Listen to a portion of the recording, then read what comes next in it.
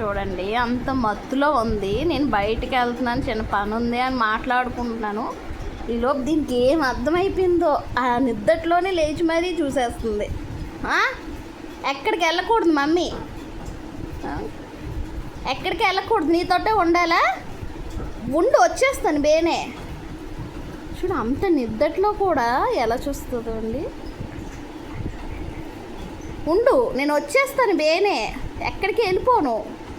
ఏంటి ఇలా వెళ్ళి అలా వచ్చేస్తాను, పడుకో. అంత నిద్దట్లో కూడా లేచిపోయి వినేయాలి నేను ఎక్కడికి వెళ్ళిపోతున్నానా అని. మళ్ళీ నా ఎదురుగానే ఉంటుంది.